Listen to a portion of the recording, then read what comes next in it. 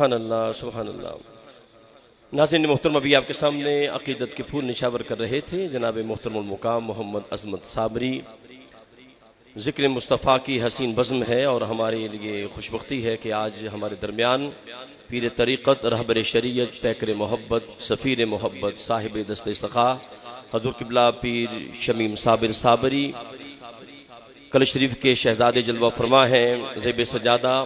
میں انہیں پھر دوبارہ ان کی محبتوں کے ساتھ، ان کی شفقتیں جو ہمارے ساتھ ہیں، اللہ جل مجدہ ان کا سایہ ہمارے سروں پہ قائم و دائم رکھے۔ اور پوری دنیا سے جب ہمارا نام آتا ہے، قبلہ قاسم بھائی شفقت فرماتے ہیں اور اساتذہ کی نظر کرم ہوتی ہے، شاہ جی قبلہ کے قدموں میں آتے ہیں تو پوری دنیا سے ٹیلی فون آتے ہیں۔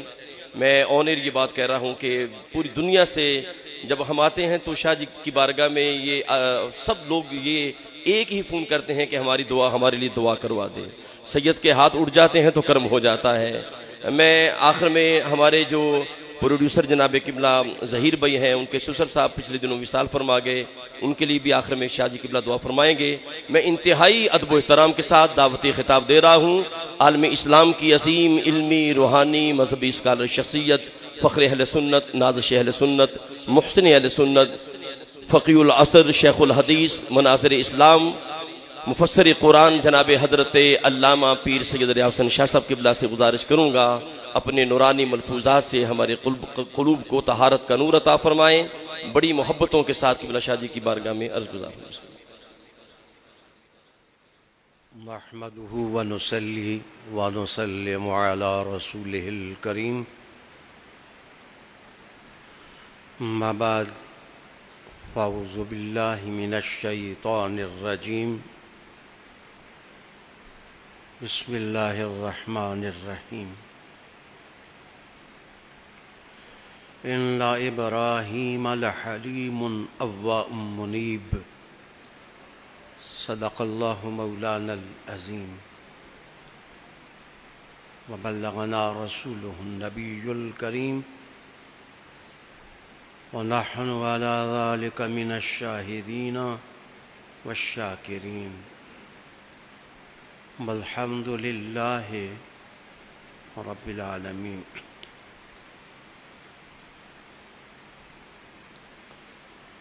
حمد و صلاح کے بعد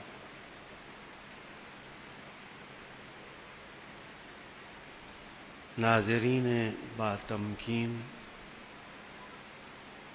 آج ہمارا یہ خوشبوؤں کا قافلہ ایک ایسی شخصیت کی صدارت میں عنوان پر گرہ کشائی کرے گا جو سراپہ خوشبو ہیں۔ پیر طریقت، رہبر شریعت حضرت پیر شمیم صابر صاحب دامت برکاتکم القدسیہ زیب سجادہ آستانہ عالیہ کلس شریف، ارباب علم و دانش، ارباب محبت، آج ہم جس عنوان پر گفتگو کرنے کے لیے قرآن و سنت کے چمنستان میں آئے ہیں، وہ ہے انابت اللہ اور حج کا روحانی کردار۔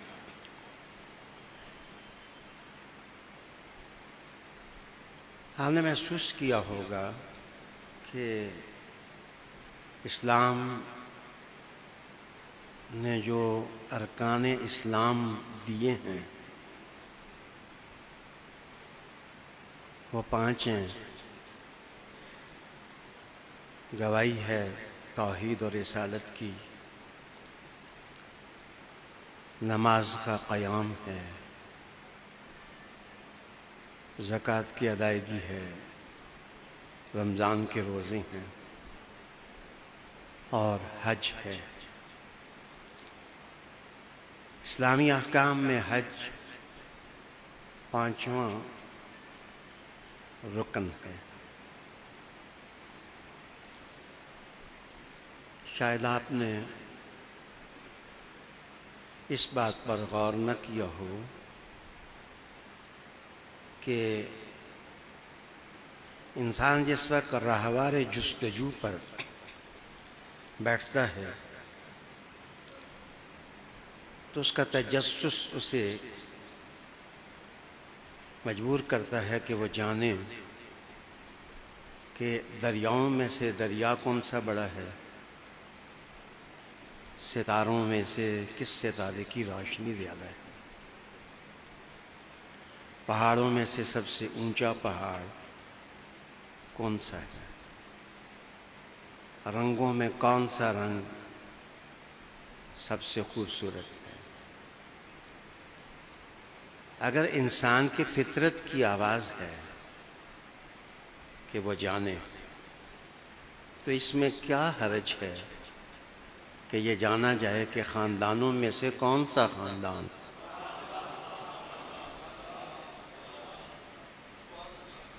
سمندروں سے بھی زیادہ وسیع ہے، آسمانوں سے بھی زیادہ اونچا ہے۔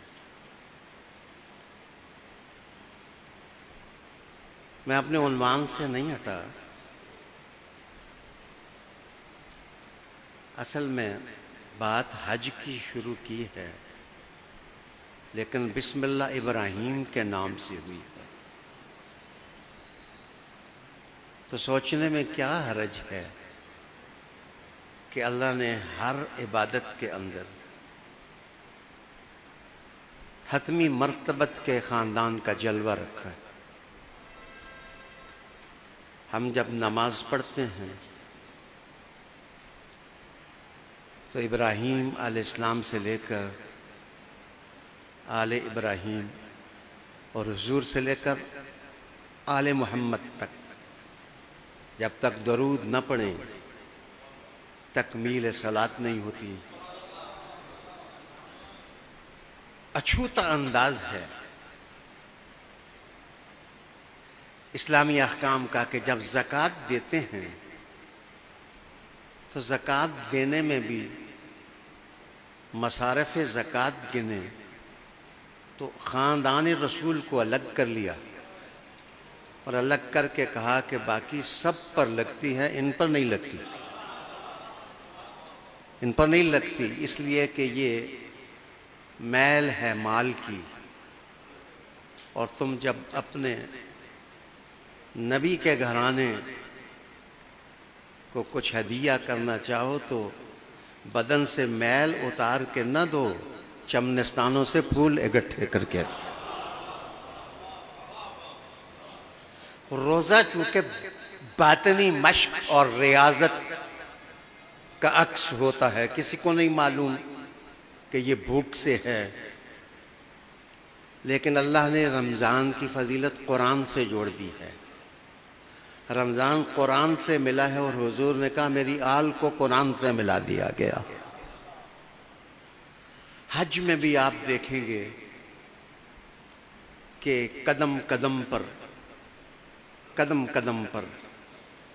گام گام، چپا بچپا، روبرو اور منہ ببو خاندان رسالت کی جو ادائیں ہیں، خاندان رسالت کی اداؤں کو عبادت میں سمو دیا گیا ہے۔ دوڑتے ہیں تو ہاجرہ کون تھی؟ مقام ابراہیم پر آتے ہیں تو ابراہیم کون تھے؟ قربانی کرتے ہیں تو بتائیں اسماعیل کون تھے؟ جناب اگر منا میں آ کے رمی جمار کرتے ہیں تو یہ کس کی ادا ہے؟ عرفات میں کھڑے ہوتے ہیں تو کون کھڑا ہوا؟ مشعر الحرام میں آتے ہیں تو کس کی خوشبو وہاں جا کے سونگتے ہیں؟ یاد رکھیے کہ اگر آپ برا نہ منائیں اور اپنے حواس خمسہ کو صاف کریں تو میں کہہ سکتا ہوں کہ خاندان رسالت آوازہ حق ہے، خاندان رسالت آوازہ صداقت ہے، اور میں یہ کہہ سکتا ہوں کہ فضائے ہستی کی یہ شمع ہیں، فضائے ہستی کے یہ دیے ہیں۔ یاد رکھو، ان کی آواز دباؤ گے تو حشر بپا ہوگی، ان کو شہید کرو گے تو صبح ہو جائے گی، یہ دیے کی طرح رات کو جلتے ہیں۔ ناظرین سامعین، ابراہیم خلیل اللہ حج یہ ان کی یادوں کا نام ہے۔ ہمیں آج کردار میں تلاش کرنا ہے کہ ان کی کون سی عادات تھیں جن کو تعمیر اخلاق کے لیے ضروری سمجھا گیا۔ تو میں نے یہ آیے کریمہ جو تلاوت کی ہے وہ ہے سورہ ہود کی، ان ابراہیم لحلیم اوّاء منیب۔ انابت کا عنوان منیب، اور اسی بات کو ابراہیم خلیل اللہ کی بات کو سورہ توبہ میں ایک دوسرے طریقے سے بیان کیا گیا۔ ارشاد وَإِنَّ إِبْرَاهِيمَ لَأَوَّاءٌ حَلِيمٌ۔ ابراہیم علیہ السلام کی صفات اور اوصاف حمیدہ قرآن مجید نے حضور کے غلاموں کو گن کر بتائے تاکہ وہ ان اوصاف کی خوشبو سونگیں اور اپنے اندر کردار، عمل اور روحانیت کا انقلاب لائیں۔ تو معاف کریے، ابراہیم علیہ السلام بردبار ہیں، اوا دردمند شخص جو ہوتا ہے، جس کو درد اندر سے ستاتا ہے اور وہ اپنے درد کو پی جانا چاہتا ہے، تو وہ اپنے درد کو پیتا ہے تو اس کی کچھ آواز اس کے منہ سے نکل جاتی ہے۔ قرآن مجید اس کو تأوا سے تعبیر کرتا ہے، الف واو اور ہا یہ اس کا مادہ ہے۔ آپ نے محسوس کیا ہوگا کہ جس وقت انسان کو کوئی صدمہ لگے، کوئی تکلیف ہو، تو جو حزن و ملال کے الفاظ اس کی زبان پر آتے ہیں، کہتے اوہ، آواز کا فلسفہ واوا ہے۔ مسرور شخص بھی آواز نکالتا ہے، خوشی کی آواز قہقہ ہوتی ہے۔ حضور نے قہقوں کو تبسم میں تبدیل کر دیا اور اس میں حسن سمو دیا، اور انسان جس وقت پتھر توڑے یا لکڑی تو کڑھاڑا جس وقت مارتا ہے تو وہ نکالتے ہیں، یہ طاقت کی آواز ہے، طاقت کو منظم کرنے کی آواز ہے۔ اور یاد رکھنا، جس وقت بندہ اندر سے جل رہا ہو، وہ کسی کے فراق میں رو رہا ہو، اس کی آنکھوں کی جھیل پانی سے بھر جائے اور اس کے اندر محبوب حق کے کمل تیرنے لگ جائیں، تو یاد رکھنا وہ آواز نکلتی ہے، ہائے اوہ اوہ اوہ، یہ جو جھلنے کی آواز ہے، قرآن مجید اس کو تأوا سے تعبیر کرتا ہے۔ سرکار کا جس وقت وصال ہو گیا تو اپنے وصال تک بی بی پاک روتی ہی رہی، اور ان کا درد اور فراق آنسو بن گئے۔ وہ اس وقت تک نہ ہنسی جب تک رسالت امام صلی اللہ علیہ وسلم نے دست شفقت دے کر راز حقیقت سے پردہ نہ اٹھا دیا اور اپنے ملنے کی خوشخبری نہ دے دی۔ معاف کریے، ابراہیم خلیل اللہ کا یہ وصف بتایا گیا کہ وہ درد مند انسان تھے۔ درد مند ہونا بھی اللہ کی نعمت ہے۔ آپ سوچیں گے کہ ایک آیت میں پہلے کہا کہ لحلیم، اور دوسری آیت میں پہلے کہا لأواہ۔ ایک آیت میں پہلے کہا کہ وہ درد مند ہیں، اور ایک آیت میں کہا کہ پہلے وہ بردبار ہیں، ان میں تدبر ہے۔ میرے پیارے دوست، میں عرض کروں کہ کبھی عبادت کے شاق محنت پہلے ہوتی ہے اور عشق بعد میں ملتا ہے، اور کہیں عشق وراثت میں ملتا ہے تو عبادت زندگی میں آ جاتی ہے۔ اللہ تعالیٰ نے ابراہیم علیہ السلام کو کہا کہ یہ پہلے سے عاشق تھے۔ وہ یہ نہ سمجھے کہ نبوت جو ہے وہ محنت سے ملتی ہے، وہ اللہ کی عطا ہوتی ہے۔ واللہ یختص برحمتہ من یشاء، اللہ اپنی رحمت جس کے ساتھ چاہتا ہے خاص کرتا ہے۔ اور جس وقت وہ نبی بن جاتے ہیں تو عبادت سے ریٹائر نہیں ہو جاتے، پھر معراج کے ملکوتی لمحات ان کی عبادت کا فیضان ہوتے ہیں۔ یہ عظمتوں کا روحانی سفر ہے۔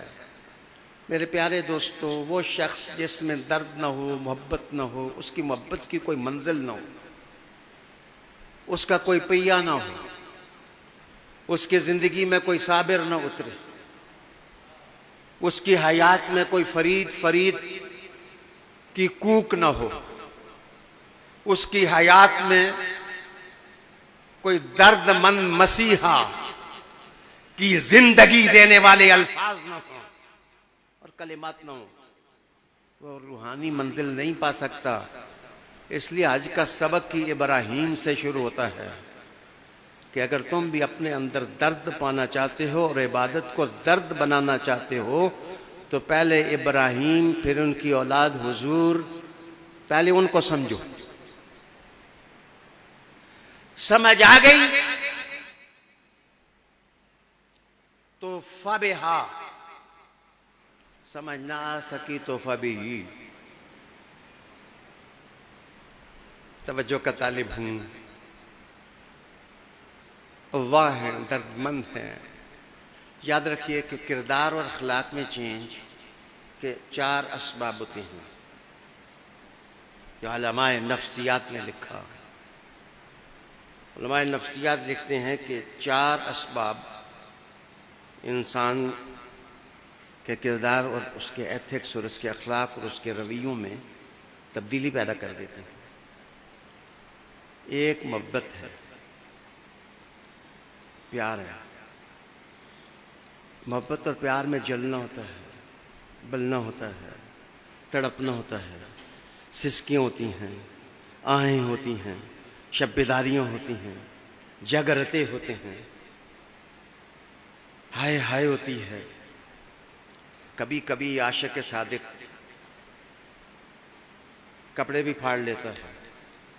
فراق محبوب، تصوف کے مسلک مختلف ہیں، لیکن داتا صاحب رحمۃ اللہ علیہ لکھتے ہیں کشف المحجوب میں کہ اگر کسی عاشق صادق نے کملی پھاڑ دی تو اس کو برا نہ جانو، اس لیے کہ ہر نیا کپڑا لباس ہونے کا فخر اس وقت حاصل ہوتا ہے کہ پہلے درزی اس کو کاٹتا ہے۔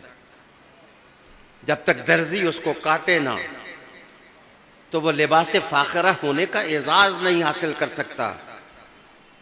یہی بات مولانا روم نے کہی، بشنو از نیچو حکایت می کند کسی کی پھونک چاہیے، استاد مل جائے نا جو تمہارے سینے میں محبت پیدا کر دے، تو پھر شب بیداریاں بھی آ جاتی ہیں، پھر سوز بھی آ جاتے ہیں، پھر ثقافتیں بھی آ جاتی ہیں، پھر کرامتیں بھی آ جاتی ہیں، پھر جناب جناب جناب نمازیں بھی آ جاتی ہیں، پھر روزے بھی آ جاتے ہیں، پھر حج بھی آ جاتے ہیں۔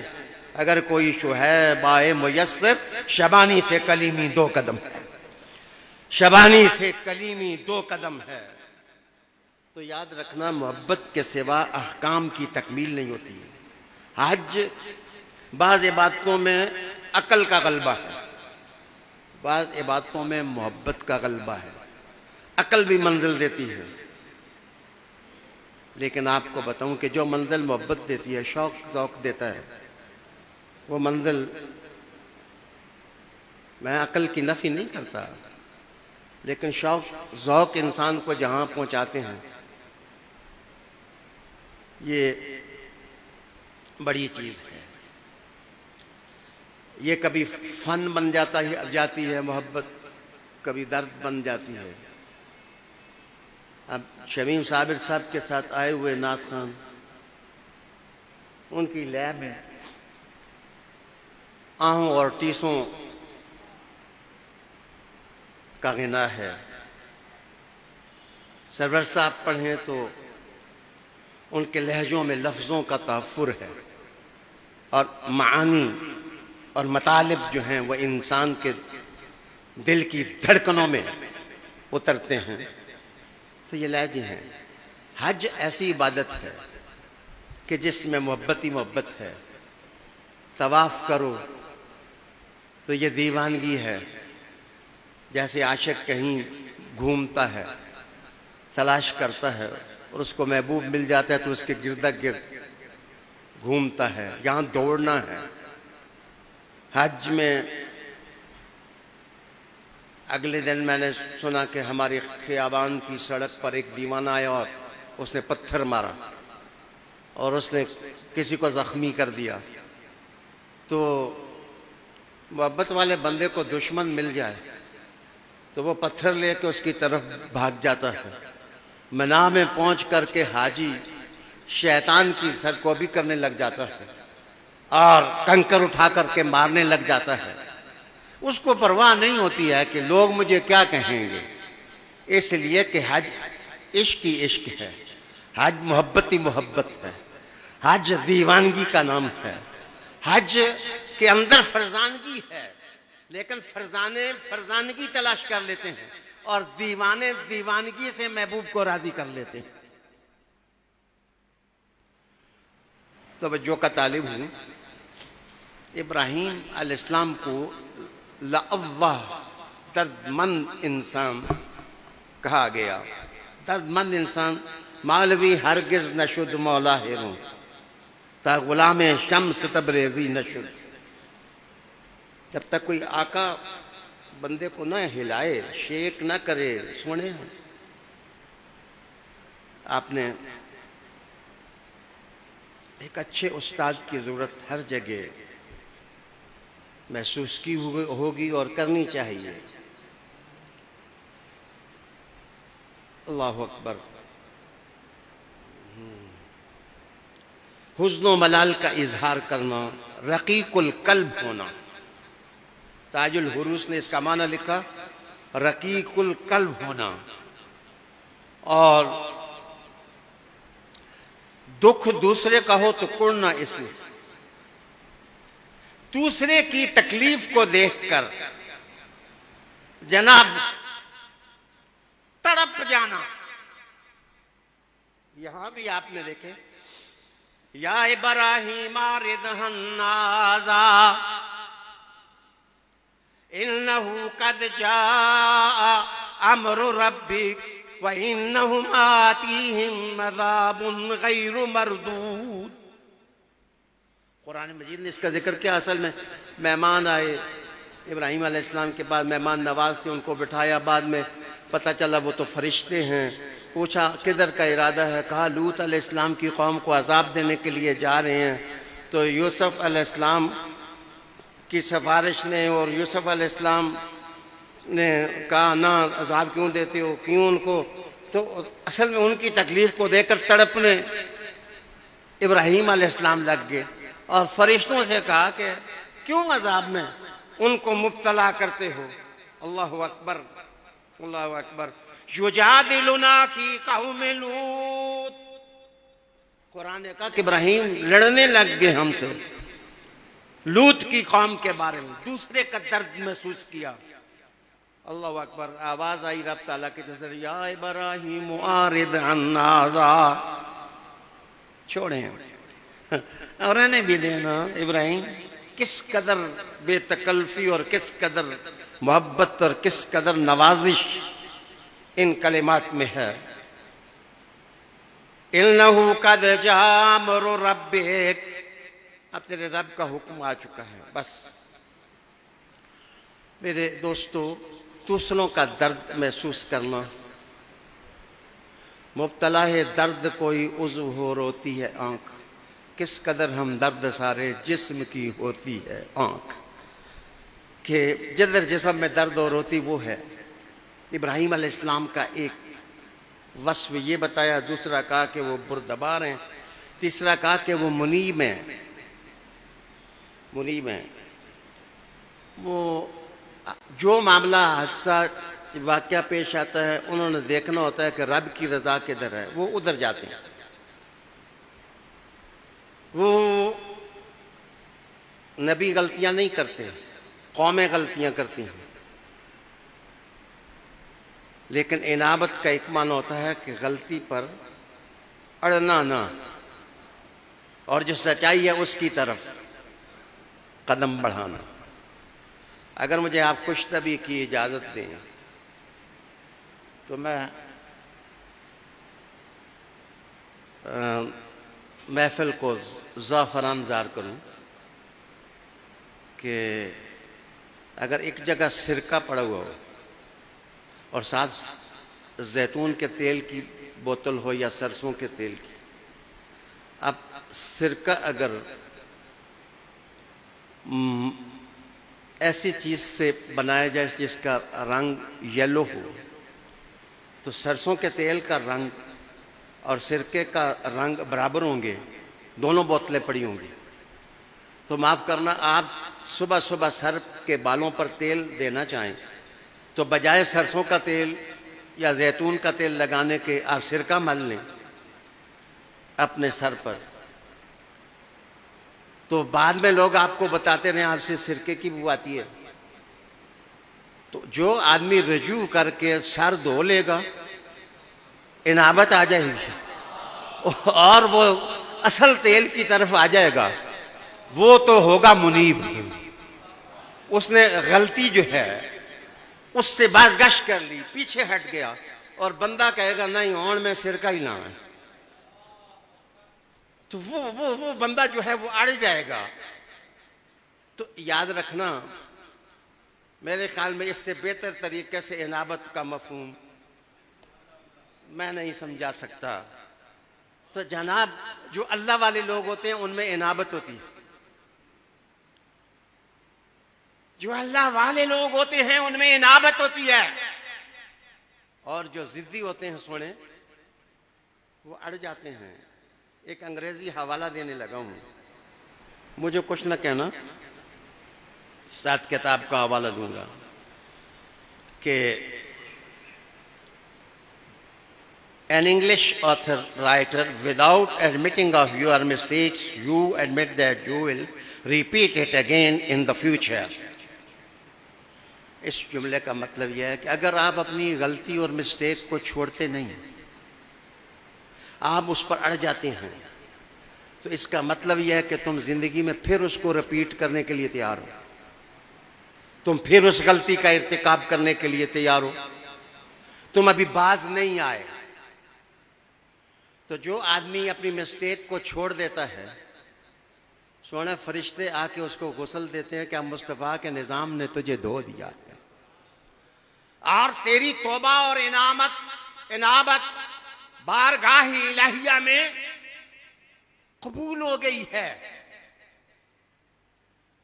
تو میرے پیارے، مسٹیکس اور غلطیوں پر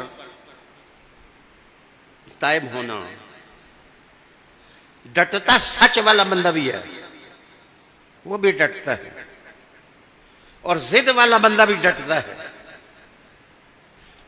عالی جناب، میں کیا کہوں، بہت بڑے سائیکاٹرسٹ ہیں، بہت بڑے ڈاکٹر ہیں وہ شاعری کا شوق رکھتے ہیں. ان کی نظر امام حسین کے ڈٹنے پر پڑ گئی تو انہوں نے شعر کہا: آسمانوں سے فرشتے جو اتارے جائیں، آسمان سے فرشتے جو اتارے جائیں، وہ بھی اس دور میں سچ بولیں تو مارے جائیں. وہ بھی اس دور میں سچ بولیں تو مارے جائیں. عالی جناب، ڈٹنے والوں کی یہ تاریخ سچ اور حق پر ہے. شکیل عارفی نے کس قدر خوبصورت اظہار کیا ہے: آل نبی سے پھر گئے عزت نہیں ملی، جنت کی آرزو ملی جنت نہیں ملی، دنیا کے سب یزید اسی غم میں مر گئے، سر مل گیا حسین کا بیعت نہیں ملی. اہالی وقار دوستو، ایک اور اہم کتاب کا حوالہ دوں گا. وہ کہتے ہیں کہ سمندر کا سارا پانی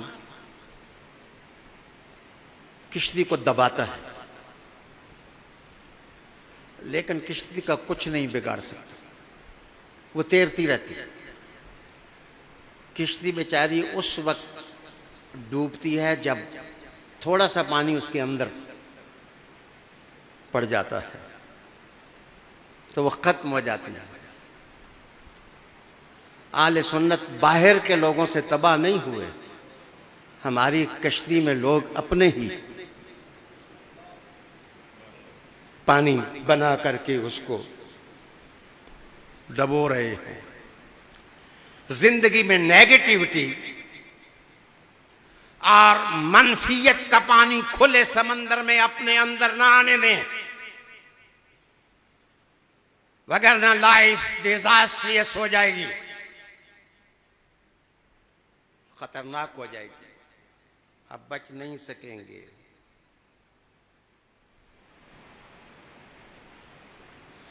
میں نہیں کہتا، ایک انگریز مؤلف کہتا ہے کہ only idiots refuse to change their minds and stick with their mistakes. بیوقوف لوگ جو ہیں وہ ہمیشہ غلطیوں پر ڈٹتے ہیں، ان کی حماقتیں تباہیاں پیدا کرتی ہیں. تو میں عرض کر رہا تھا کہ معاف کریے کہ محبت کے جو مظاہر ہیں وہ انسان کا تعمیر اخلاق کرتے ہیں. ابراہیم علیہ السلام کا حوالہ حج میں یہ کیا ہے؟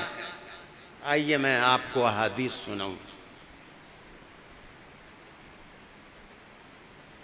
رسالت میں آپ صلی اللہ علیہ وآلہ وسلم نے ارشاد فرمایا: من طاف بالبیت، جس شخص نے کعبے کا طواف کیا، فرمایا وصلی عند المقام، اور مقام ابراہیم پر اس نے نماز پڑھی، یا صلی رکعتین، 2 رکعت نماز پڑھی، پھر اس نے آب زمزم پی لیا، تو میرے حضور صلی اللہ علیہ وآلہ وسلم نے ارشاد فرمایا کہ اللہ اس کے اگلے پچھلے گناہوں کو معاف کر دے. اللہ تعالیٰ اس کے اگلے اور پچھلے گناہوں کو معاف کر دے گا. معاف کریے، اللہ تعالیٰ انسانوں کو اپنے بندوں سے کاٹتا نہیں ہے.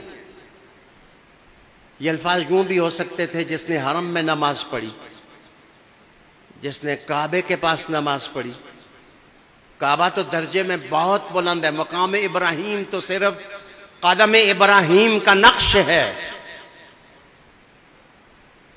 تو مجھے بتائیے کہ اس مقام پر جو 2 رکعتیں پڑھیں گے وہ وہاں تو یہ محسوس ہوتا ہے کہ جھپٹنا، پلٹنا اور کہیں لہو گرم رکھنے کا بہانہ تو نہیں ہوتا کہ اس طرح لوگ وہاں مقام ابراہیم پر 2 رکعت ادا کرنے کے لیے بےتاب ہوتے ہیں. اس لیے کہ ان کے پیغمبر نے یہ موتی ان کے دامان طلب میں ڈال دیے ہوتے ہیں کہ نماز ہر جگہ پڑھنا ثواب ہے، لیکن اگر ابراہیم کے نقش پا کے پاس 2 رکعت پڑھو گے تو اللہ اگلے پچھلے گناہ معاف کر دے. جو روحانی شخصیات ہیں، کردار ہیں، اللہ تعالیٰ نے ان کے ساتھ جوڑا ہے اور یہ فلسفہ بھی سمجھ آیا. قرآن نے ابراہیم علیہ السلام کی تعریف کرتے ہوئے کہا کہ ابراہیم امت تھے پوری، قانتا، ان کو اکیلا نہ سمجھنا، ان کے اندر پوری بڑی جماعت موجود تھی. محسوس تو ہوا کہ جب حج کے لیے آواز ماری پہاڑ سے تو جس جس کے مقدر میں حج تھا ان سب نے لبیک کہا. اور آج درد کا یہ تعزیانہ مجھے تو لگ رہا ہے شاید آپ بھی اس کا درد محسوس کر سکیں کہ جہاں 3 بلین لوگ حج کرتے تھے آج صرف 1000 آدمی. جہاں 3 بلین لوگ حج کرتے تھے آج 1000 آدمی صرف کعبے کی دہلیز پر حاضری دے سکے گا. ہماری کم بختگیوں نے ہمیں کہاں پہنچا دیا، ہم کہاں پہنچ گئے.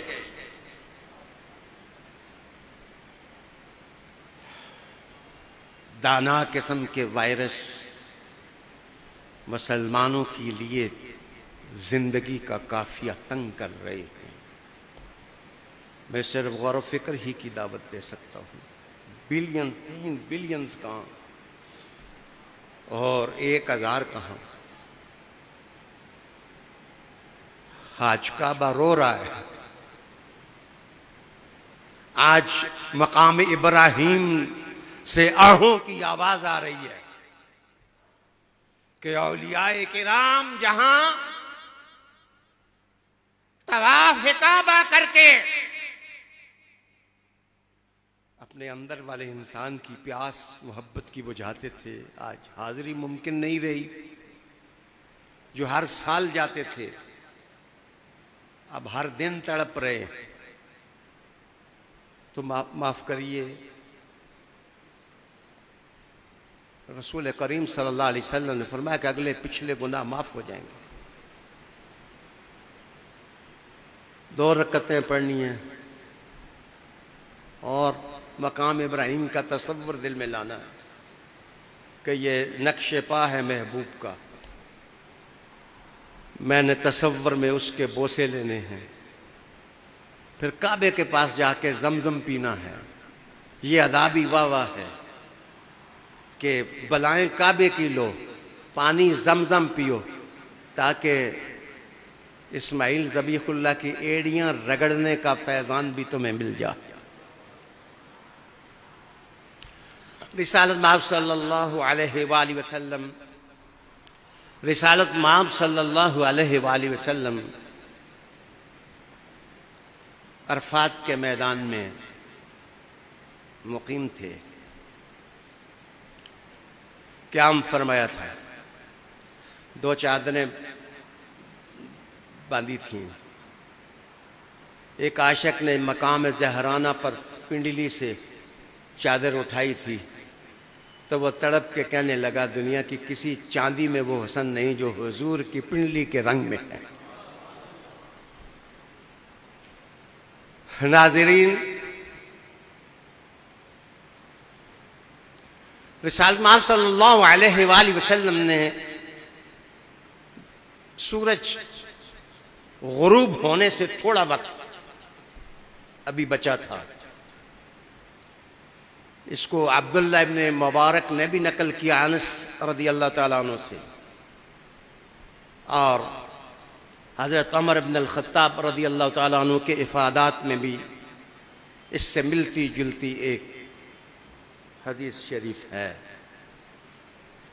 کہ رسالت مآب صلی اللہ علیہ وآلہ وسلم نے ارشاد فرمایا کہ بلال، لوگوں میں میرے لیے اعلان کر دو کہ شور مت کرو، چپ ہو جاؤ، حضور کچھ لفظ کہنے لگے ہیں، ان کو غور سے سنو۔ تو جب آپ صلی اللہ علیہ وسلم کے لیے جیسے موسم حسین میں دریا کی لہریں پرسکوت ہو جائیں، ایسے ہی صحابہ رضی اللہ تعالیٰ عنہ متوجہ ہوئے حضور کی بات کی طرف کہ کیا کہنے لگے۔ رحمت عالم صلی اللہ علیہ وآلہ وسلم نے ارشاد فرمایا کہ لوگوں نے، میں نے اللہ کے سامنے جھک کر اپنی امت کے لیے دعا مانگی ہے، یا اللہ میری امت کی بخشش کر دے۔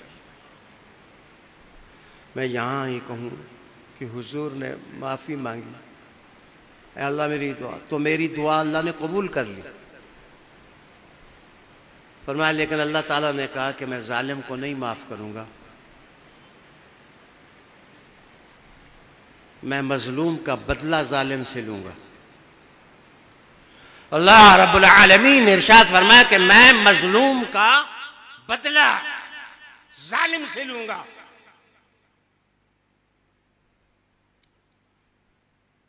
دنیا کے ظالموں کو بے غم نہیں ہونا چاہیے، بدلہ لینے والا بھی موجود ہے،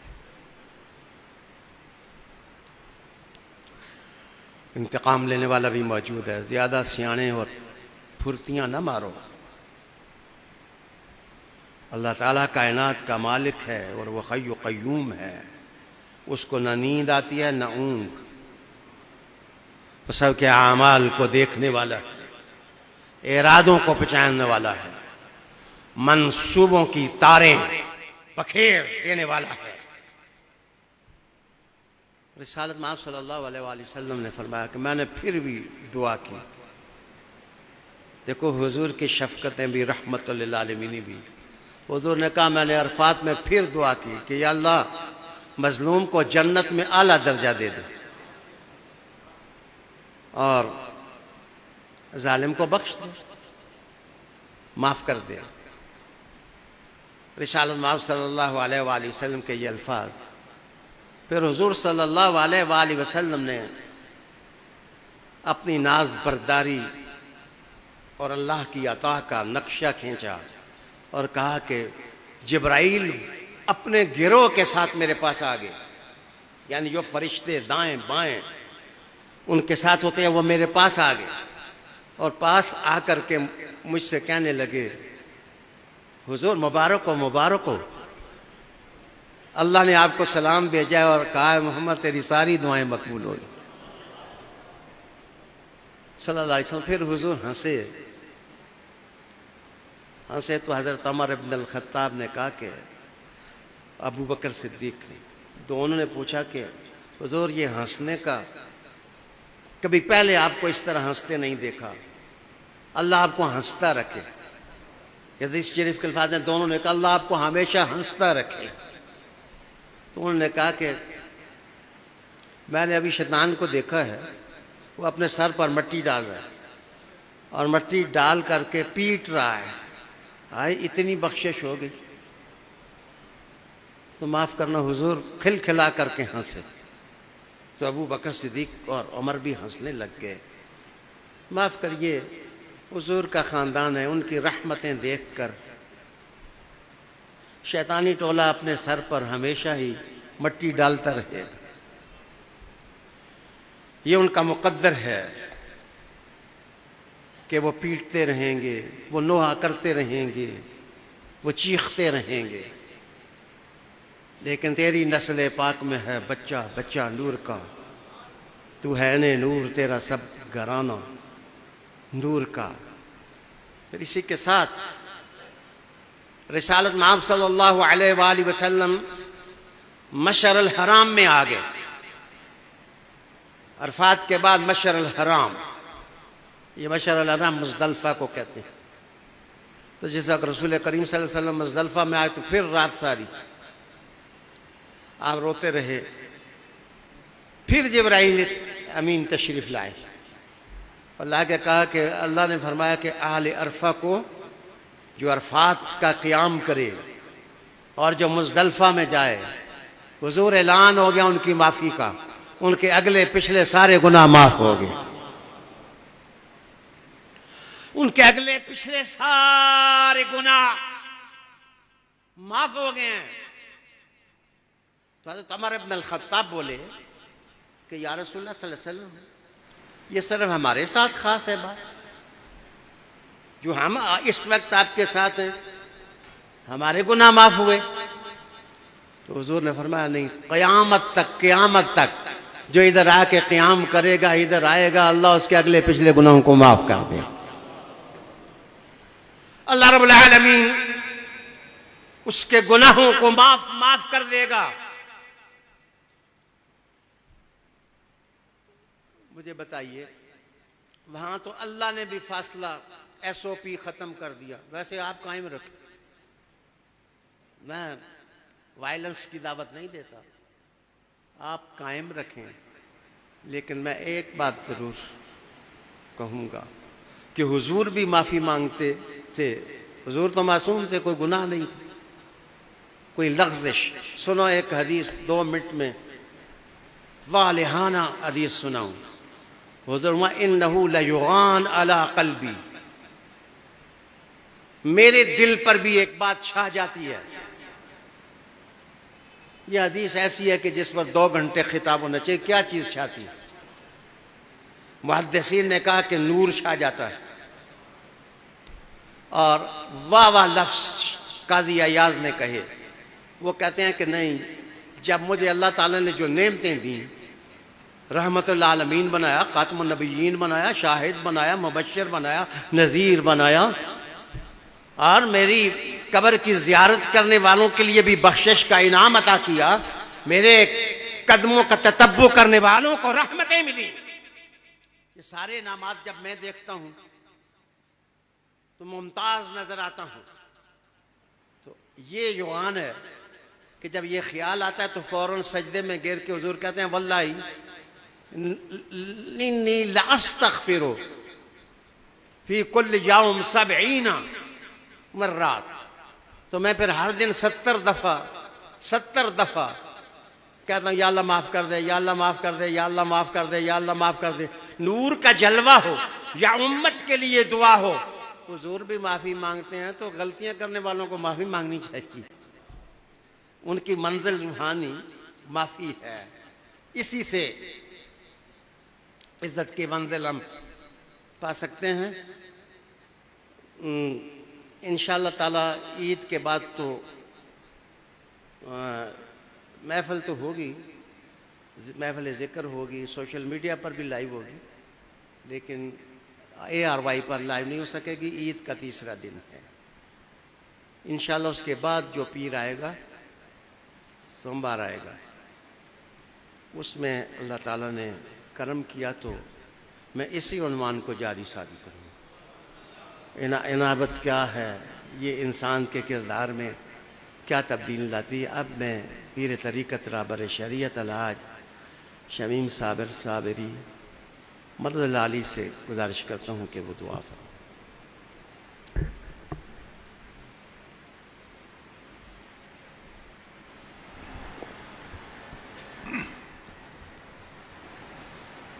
دعا تو پہلے ایک چھوٹا جہا شعر میں پیش اپنے خیالات دی دیزار واسطے۔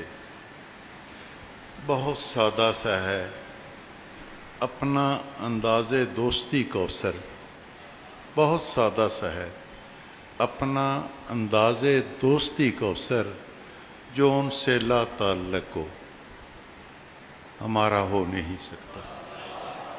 اللہم صلی علی سید یا اللہ العالمین یا قاضی الحاجات یا مجیب الدعوات، حضور شاہ کونین دتفیل، سید العرب و عجم دتفیل، شافی روز المعاشر دتفیل، ساقی حوض کوثر دتفیل، جملہ انبیاء اکرام دتفیل، حضور خاتون جنت دتفیل، شاہ علی دتفیل، اسنین پاک دتفیل، جملہ اہل اصحابہ کبار دتفیل، جملہ اہل بیت دتفیل، جملہ شہداء کربلا دتفیل، جملہ اولیاء اکرام دتفیل، یا مالک جملہ حاضرین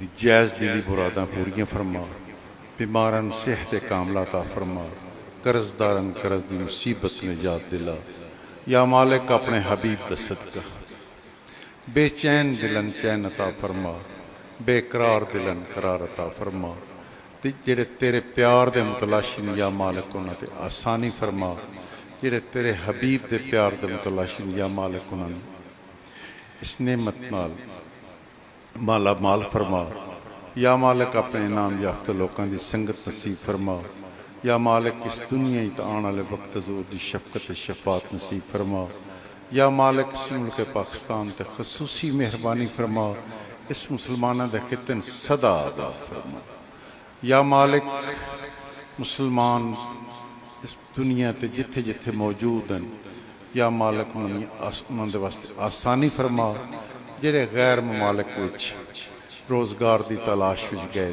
یا مالک انہاں دی عزتاں دی حفاظت فرما، انہاں دے گھراں دی بھی حفاظت فرما، یا مالک اپنے حبیب دا صدقہ اپنے گھر دی زیارت نصیب فرما، جڑے بے اولاد نہ اولاد دی نعمت نال سرفراز فرما، طالب علم علم دی دولت عطا فرما، رائے حق تے متلاشیاں تے منزل آسان فرما، والا شارن صحت کاملہ عطا فرما، یا مالک اپنے حبیب دے عاشقاں تے خصوصی مہربانی فرما، یا مالک جڑے لوگ تیرے حبیب نال پیار کردن، یا مالک انہاں تے خصوصی مہربانی تے شفقت فرما، والا صلی اللہ تعالیٰ علیہ خیر نور عرشی اجمعین انشاءاللہ سنگتاں رال مل گئے۔ فیصل شاہ جی اور نمان شاہ جی